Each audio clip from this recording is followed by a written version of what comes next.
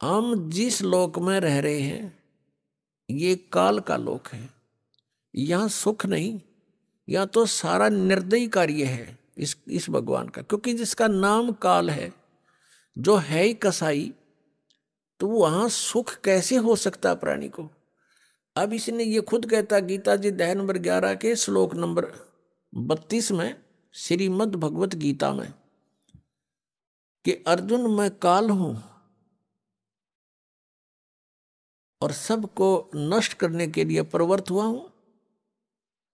अर्जुन 11वें अध्याय के 21वें श्लोक में कह रहा है कि हे भगवान आप तो देवताओं को भी खा रहे हो, आप तो ऋषियों के भी खा रहे हो, और इस ऋषियों का समुदाय आपके आगे हाथ जोड़ रहा है, मंगल हो, बख्श दो, आप तो इनको भी खा रहे हो। ये कहता मैं तो काल हूं भाई, मैं ना छोड़ दूं किसी ने, और तू ना युद्ध करेगा तो भी मारूंगा इनको, ये तो मार रखे मैंने। तो पुण्यात्मा जो खुद न्यो कह मैं काल हूं और उसको हम भगवान मान रहे, हम तो सांप पूज रहे थे, सर्प। अब श्री कृष्ण काल नहीं थे।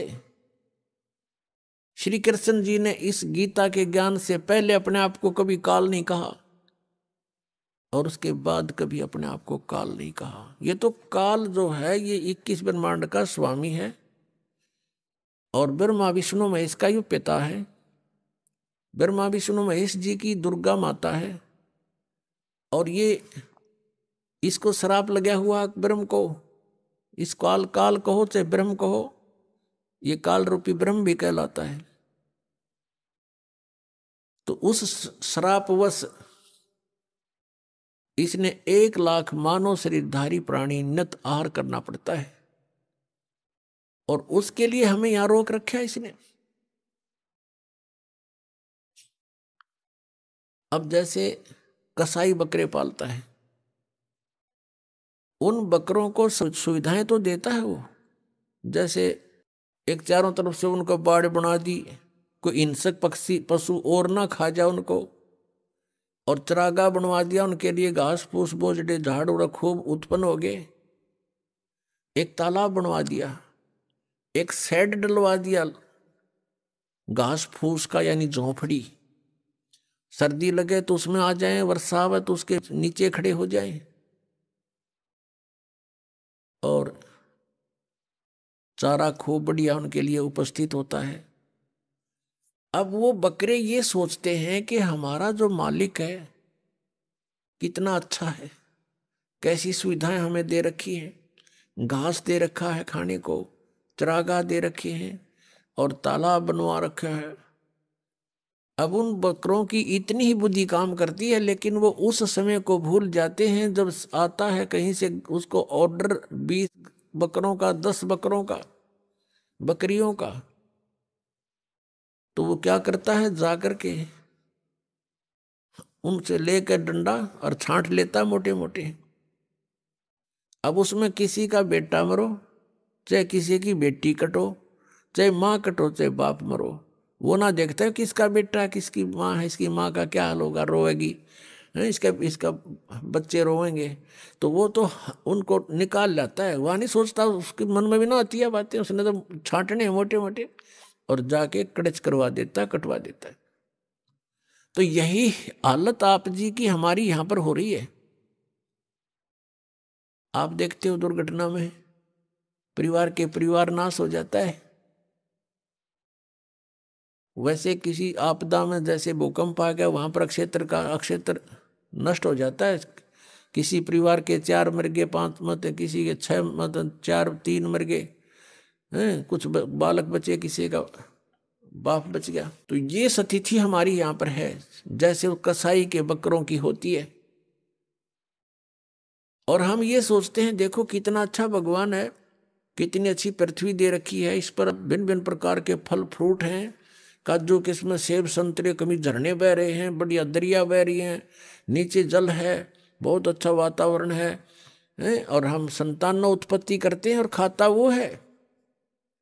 लेकिन हम सोच नहीं पाए कि ये हो क्या रहा है, ये क्या हो रहा हमारे साथ, क्योंकि हमारी बुद्धि इतनी कमजोर बना दी इसने, और ऐसा शरीर में हमें फिट कर दिया कि हम ज्यादा सोच नहीं सकते।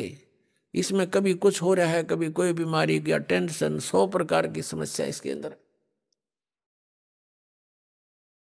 तो ये ज्ञान भगवान ने आके बताया कि तुम यहां इस काल के लोक में रह रहे हो और यहां तुम सुख खोज रहे हो। तो जो प्रसंग चल रहा है कि ये पाप कर्म का नाश नहीं कर सकते और ये खुद भी दंड भोगते हैं। ब्रह्मा विष्णु महेश के पिता हैं ये काल भगवान, और जो शास्त्र विधि को त्याग कर मनमाना आचरण करते हैं। तो हम ऐसे लोक में रह रहे हैं कि उस शास्त्र अनुकूल साधना करेंगे तो कुछ पुण्य तो हो जाएंगे, लेकिन पाप भी पैरेलल होंगे तो वो अलग से लिखे जाते हैं। जब तक हम परम पूज्य कबीर देव परमेश्वर की शरण में नहीं आते, और वो भी परम संत के माध्यम से, नकली संतों से भी परमात्मा से कनेक्ट नहीं हो सकोगे, चाहे वो कबीर पंथी भी कहलाते हैं, क्योंकि उनके पास वो मंत्र नहीं है जिससे परमात्मा हमें लाभ दे सकता है।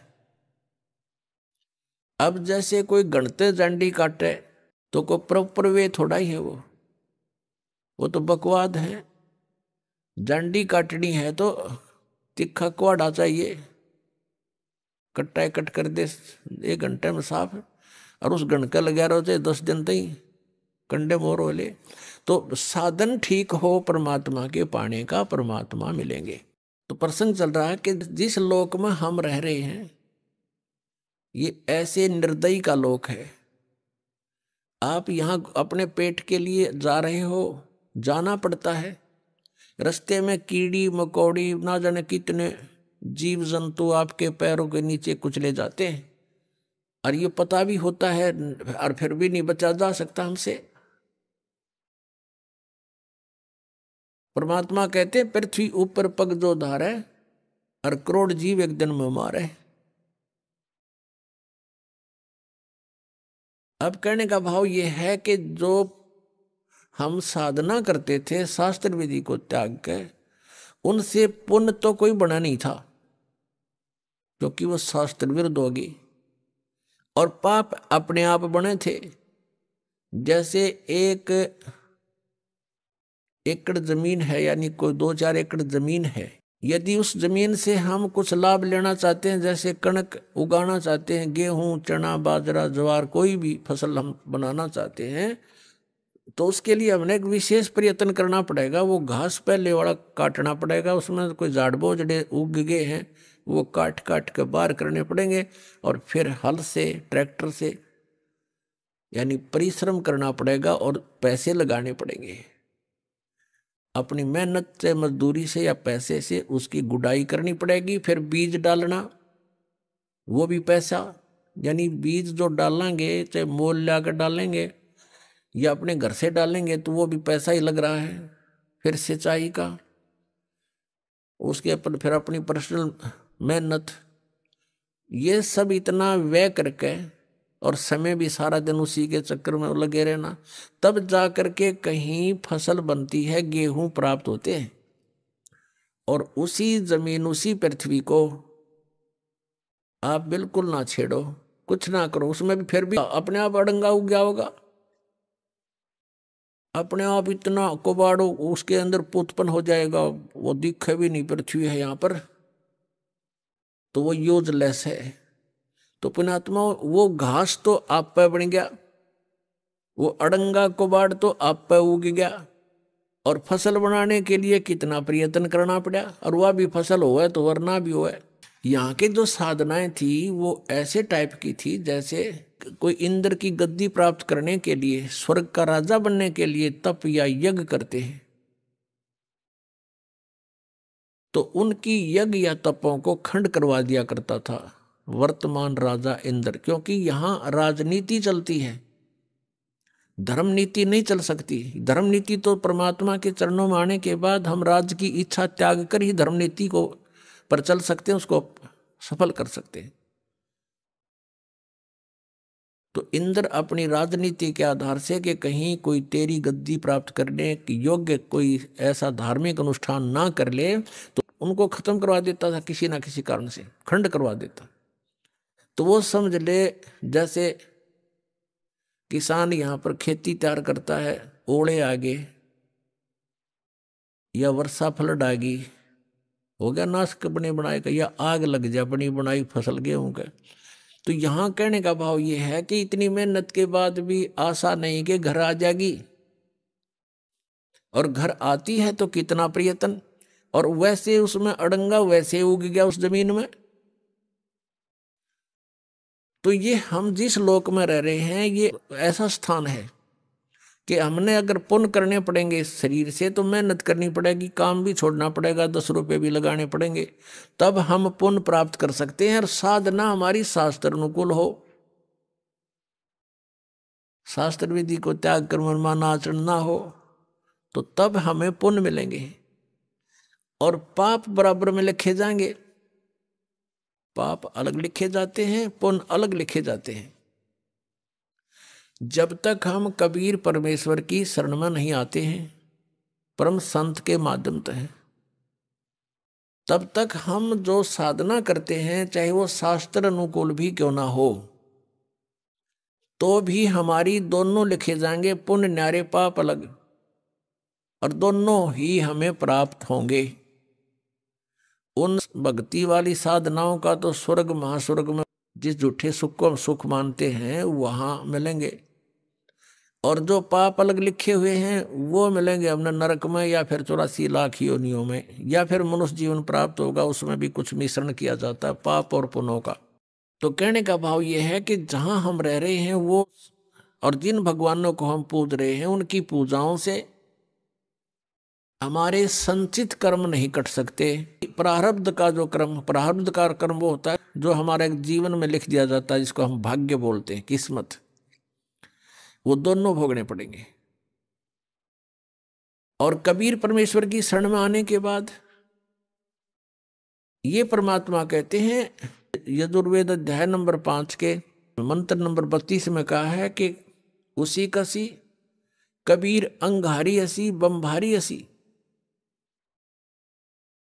अग अंगारी माने अग माने पाप, अरि माने शत्रु, पापों का नाशक, वो कबीर है, कबीर देव का, हम उसको कबीर साहब बोलते हैं। बम्भारी माने हमारे कर्मों के बंधन को काटने वाला, बम्बर माने बंधन, और अरि माने शत्रु, बम्भारी।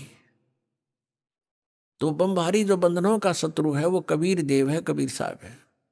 और वो रित धामा सवर ज्योति रित धामासी, वो स्वयं प्रकाशित है उसका शरीर परमात्मा का, जैसे सूर्य स्वयं प्रकाशित है ऐसे ही परमेश्वर का शरीर स्वयं प्रकाशित है, साकार है, मनुष्य सदृश है, नर आकार है, मनुष्य तुल्य है वो, और वो सतलोक में रहता है। अपनात्मा परमात्मा ने 600 वर्ष पहले अपनी अमृत वाणी में बोला था, कबीर वाणी में, सच्चिदानंद घन ब्रह्म की वाणी में 600 वर्ष पहले कहा था कि वेद मेरा भेद है, मैं मिलो वेदन में नाही, और जौन वेद से मैं मिलूं वो वेद जानते नहीं। वेद मेरा भेद है, मेरी ही जानकारी, मेरी महिमा का गुणगान वेद कर रहे हैं, लेकिन इन वेदों में वर्णित विधि से मेरी प्राप्ति नहीं हो सकती, क्योंकि इन चारों वेदों में ब्रह्म तक की साधना का उल्लेख लिखा है।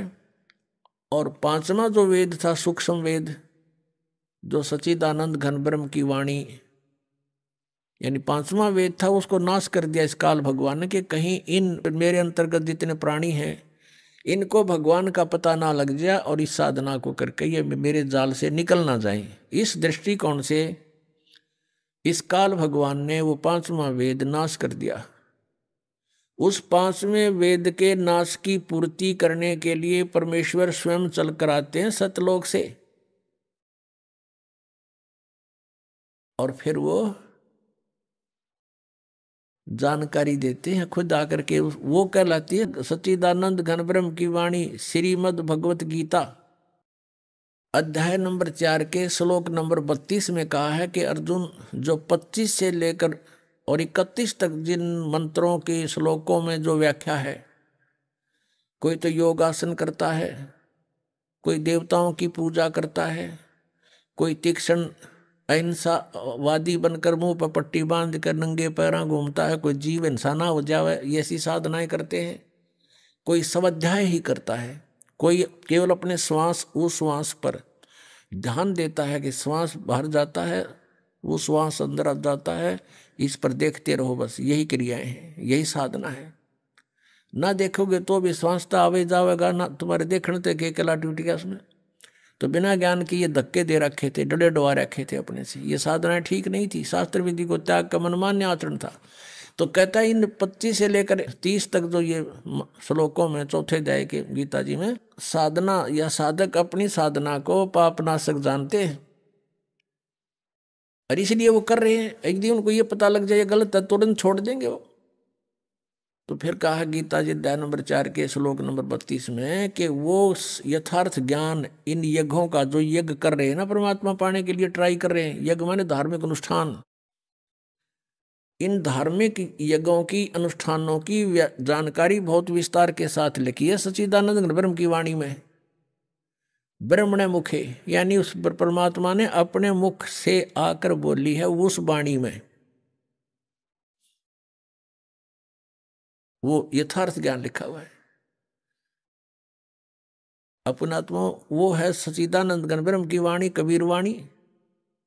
और परमात्मा कहते हैं ये चारों वेद मेरी ही महिमा का गुणगान कर रहे हैं,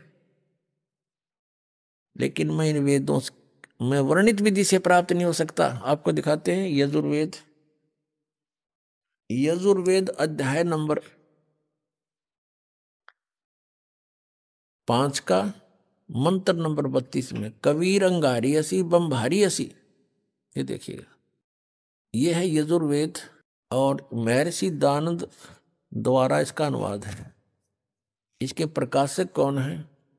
सार्वदेशिक आर्य प्रतिनिधि सभा 2/5 महर्षि दानंद भवन, रामलीला मैदान, नई दिल्ली से। यजुर्वेद आर्य भाषा भाष्य संपूर्ण 40 अध्याय, महर्षि दानंद सरस्वती कृत। इस दानंद जी ने इसका अनुवाद किया है। ये लेखक नहीं है वेदों का, केवल अनुवाद करता है, जैसे गीता जी के गढ़े अनुवाद करता है। और मुद्रक ये हैं Prince offset printers 1510 Pataudi house Daryaganj नई दिल्ली से। अब इसके 5वें अध्याय के 32वें श्लोक में दिखाते हैं आपको। ये 5वां अध्याय और ये है नीचे 32वां मंत्र 32। यहां देखिएगा, उसी गसी, ये देखो, कबीर अंगारी असी, हम इसको कबीर बोल देते हैं, बै अपने लैंग्वेज में हम बै बोलते हैं। कबीर अंगारी असी बम्भारी अविसुर असी। अच्छा, इसका इन्होंने अनुवाद किया है, ये देखेंगे। हे जगदीश्वर, जिस कारण आप, उसी के माने कांतिमान, असी माने हैं, और अंगारी माने खोटे चलन वाले जीवों के शत्रु।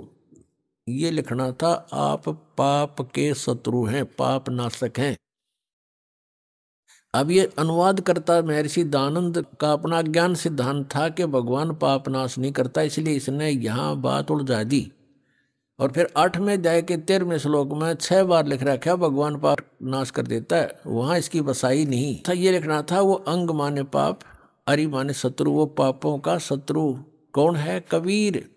अब इन्होंने इसको, ये कबीर है, कबीर, हम इसको कबीर बोलने लगे, और इसने ये कर दिया इसका कवि, और अर्थ कर दिया कांत प्रजय है। अब पहले हम इस, और फिर बम्बारी, ये देखो, बम्बारी, बम्ब आरी माने, बम्ब माने बंधन, अरि माने शत्रु, बंधनों के शत्रु, यानी हम उसको बंदी छोड़ कहते हैं, जो बंधन काट दे, बंधन तो छुड़वा दे।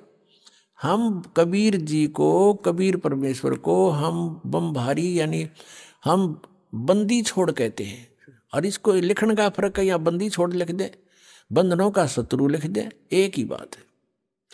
अब जैसे इन्होंने यहाँ जो गलती की है ना, यह गलत कर दिया। ये अगर या तो फिर कवि ये लिख देते, यहाँ पर वो कवि हैं बस, फिर भी हम मान जाते, न कुछ ठीक करने की चेष्टा की।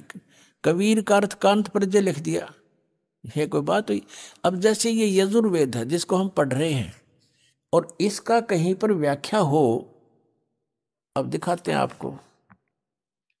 अब जैसे ये इसी यजुर्वेद का अब 36वां अध्याय है, ये देखो, ये 37 अध्याय, 37 अध्याय यानी 36, और इसका ये प्रथम मंत्र है, ये रहा। इसमें ये लिखा है रचम वाचम प्रपदे मनो यजु प्रपदे, ये यजु शब्द लिखा है। अब ये है यजुर्वेद के विषय में, और इसका कोई अर्थ कर दे वो गलत करेगा, इसका यजुर्वेद ही लिखना पड़ेगा यो। जैसा कि इस महर्षि ने ये ठीक किया, यहां पर ये है यजु, इसका यहां अनुवाद किया है, वहां मूल पाठ था। ये देखो, ये यजु शब्द है और इसका यजुर्वेद लिखना पड़ा, ये सही अर्थ बना यहां पर। यदि इस यजु का अर्थ कर देते यज्ञ स्तुतियों का संग्रह, तो के बेराव का के है संग्रह, यज्ञ स्तुतियां लिख दे इसकी, यज्ञ स्तुति, तो यजु का अर्थ यहां लिखना पड़ेगा कि वह यजुर्वेद के बारे में कहा जा रहा है। तो ठीक जहां इन्होंने कवि कर दिया, उसको हमने कबीर देव पढ़ना पड़ेगा, कबीर देव लिखना था। देखो, हम फिर आते हैं वही 5वें अध्याय के 32वें श्लोक पे। ये 32वां श्लोक यजुर्वेद का। अब यहां इसने जो कवि कर दिया, यहां लिखना था वो कबीर देव है, बस वो कबीर देव लिख देते, हम कबीर देव कहने लगे। देव को परमेश्वर, देव का अर्थ परमेश्वर होता है, तो यहां लिखना था वो कबीर देव हैं। और देखो यहां लिखा है रत धामासी सवर ज्योति, रत धामा, इन्होंने खुद लिखा है रत धामा माने सतधाम युक्त। हम सतधाम कहो, सतलोक कहो इसको, ये सतलोक रत धामा नो कारण, ये फलाना रत धामा माने सतलोक वाला, सतलोक का निवासी। वो कहते हैं ये फलाने गांव का है, हाँ यो फलाना वो गांव का है। तो ये ऐसे है कि वो रत धामा वो सतलोक में रहता है। और सवर ज्योति, देखिए अड़ंगा के रखे अनुवाद का, अंतरिक्ष को प्रकाश करने वाला सवर ज्योति, स्वयं प्रकाशित, वो स्वयं प्रकाशित है, परमात्मा है, वो सतलोक में रहता है। कबीर उसका नाम है, और वो ही अंगारी है, पापों का शत्रु है, बंधनों का शत्रु है, यानी बंदी छोड़ है वो कबीर अंगारी असी। ये कबीर, हम इसको कबीर बोलते हैं कबीर। हम लिखण भी कबीर लागे, पड्डी की मात्रा भी लिख दें। अब परमात्मा ने कहा वेद मेरा भेद है, मैं वेदन में नाही, और जौन वेद से मैं मिलूं वो वेद जानते नहीं। ये देखिएगा ऋग्वेद भाषा भाष्य द्वितीय भाग, ये कहाँ से प्रकाशित है? प्रकाशक हैं पंडिता राकेश रानी, प्रधान कार्यालय वेद मंदिर महात्मा वेद भिक्षु सेवाश्रम, लेखराम नगर अब्राहमपुर, मुखमेलपुर दिल्ली, दूरभाष इतना है। और नीचे लिखा दान संस्थान नई दिल्ली का प्रकाशन, और इसका यहाँ अनुवाद करता है ये 9-10 मंडल हैं ये। महात्मा वेद भिक्षु भारतेंद्र नाथ दान संस्थान, करोल बाग, नई दिल्ली। इसके 10वें मंडल के और सूक्त नंबर 49 में दिखाते हैं आपको। ये देखिएगा ऋग्वेद मंडल नंबर 10 और सूक्त 49 49, इसका ये पहला ही मंत्र है। 49 सूक्त का ये पहला मंत्र है। इसमें लिखा है कि मैं स्तुति करने वाले को, यानी पूर्ण परमात्मा अपनी महिमा वेदों में लिख रहे हैं, और इसका अर्थ है कि अहम दा ग्रहणते पूर्वम स्वहम ब्रह्म करणम। अब पूर्ण परमात्मा कहता है ब्रह्म की उत्पत्ति मैंने ही की। अब यहां देखो इनका अनुवाद देखें, मैं स्तुति करने वाले को सनातन निवास योग्य लोक, सनातन ऐश्वर्य निवास योग्य लोक मोक्ष तथा ज्ञान प्रदान करता हूं। मोक्ष भी प्रदान करता हूं और निवास योग्य सनातन लोक, सनातन ऐश्वर्य जहां जाने के बाद फिर कभी आपका सुख नाश नहीं होगा, वो प्रदान करता हूं। अहम ब्रह्म, ये देखो स्पष्ट, ये भी पढ़ना पड़ेगा हमने, नहीं तो ये गड़बड़ कर रहे हैं। अहम ब्रह्म कर्णवम, मैं वेद को उत्पन्न करता हूँ। ब्रह्म का अर्थ वेद कर दिया इन्होंने, तरह गजब। मैं ब्रह्म को उत्पन्न करता हूँ। पूर्ण परमात्मा कबीर देव जी सतपुरुष ने ब्रह्म की उत्पत्ति की थी। फिर मूल संस्कृत पढ़ो। अहम माने मैं, ब्रह्म माने ब्रह्म को, कर्णव उत्पन्न करता हूँ। मैं ब्रह्म को उत्पन्न करता हूँ। ठीक है, इन्होंने जहाँ थोड़ी बहुत गलती करी है अनुवाद में, उसको हम शुद्ध कर लेंगे अपने ज्ञान से। और यह वेद मेरी ही महिमा की वृद्धि करता है। ये वेद मेरी ही महिमा करता है, चारों वेद मेरी ही महिमा गा रहे हैं। यज्ञ दान सत्संग करने वाले को सन्मार्ग में आदेश करने वाला मैं ही हूँ। करे करावे साईं मन में लहर उठा, और दादू सदर जीव के आप बगल हो जा। कहता सब ये दान पुण्य सत्संग पुण्यात्मा जो मेरे से जुड़ गए हैं उनको मैं ही लाता हूँ। यहाँ पर मैं ही सन्मार्ग का आदेश करने वाला मैं ही हूँ। मैं सकल युद्ध में न देने वाले कुसंगी यज्ञशील जनों को ही हराता हूँ।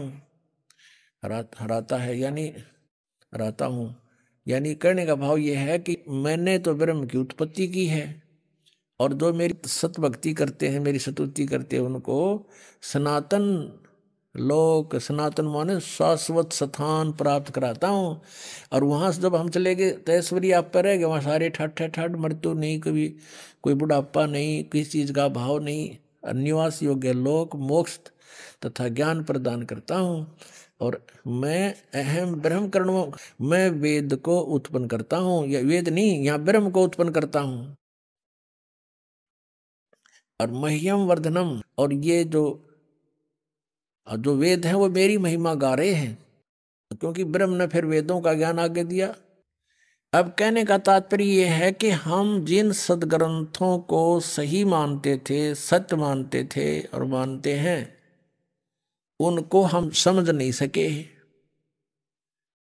जब पूर्ण परमात्मा कबीर जी ने, उस दानक कबीर ने, जुलाहे कबीर ने, काशी में आए हुए भगवान परम अक्षर ब्रह्म ने अपनी प्यारी आत्मा धर्मदास जी को अपना सतलोक दिखा लिया, सचखंड दिखाया, वहाँ सब सतिथि से परिचित करवाया, तब वो वापस आया, उसके शरीर में वापस प्रवेश कर दिया आत्मा को।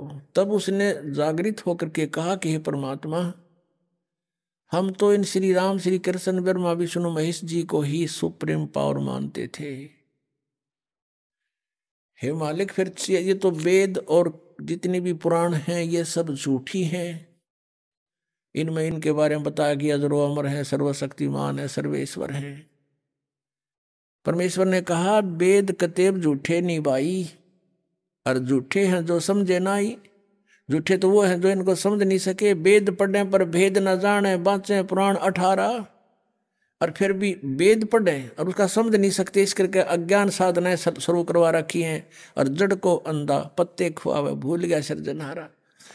भगवान पर तुलसी के पत्ते चढ़ावे, फल फूल चढ़ावे मूर्ति के ऊपर, कहते सृजनहार को भूल गए तुम।